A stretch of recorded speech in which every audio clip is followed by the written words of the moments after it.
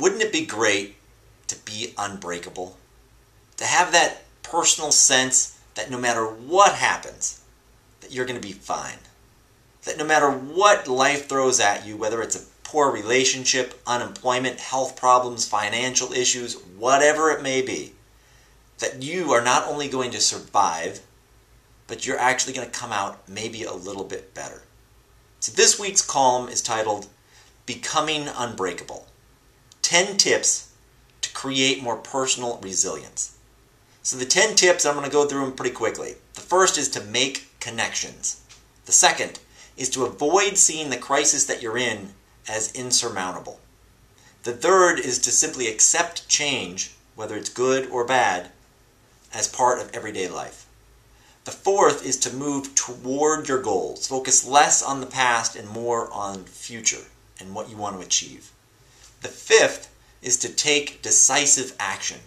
One of the problems is that we feel this sense of not being able to control anything. So if you can take decisive action, it's going to help.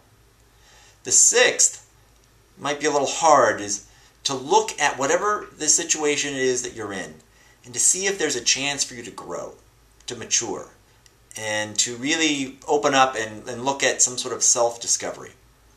The seventh is to nurture and take a positive view of yourself. It's easy when something bad happens to start blaming yourself and to start telling yourself that it's your fault and all these other kinds of things.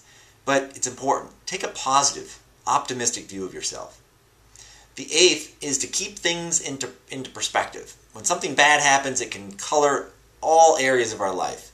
Let's try to focus on just that one area and make sure that it doesn't bleed into the other areas of our life. The ninth tip is to maintain a positive and optimistic outlook.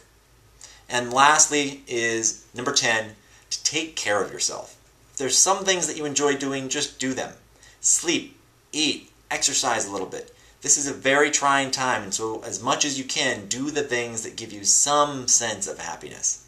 Or, if it's not happiness, things that make you feel just maybe a little bit better. So when I've talked to people about becoming unbreakable, they often think that I'm suggesting that if you're unbreakable, it means that you don't have any emotions, that you don't cry, that you don't get upset, that you put on a happy face, and that you sort of tough it out. That's not what becoming unbreakable means.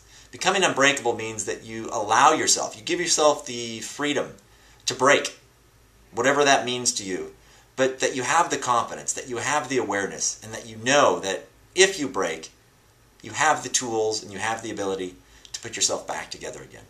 So you can read all about these 10 tips, and I go into a lot more detail at yourother8hours.com. So until next week, hope you enjoyed this week's column, and we'll see you next time. Thank you.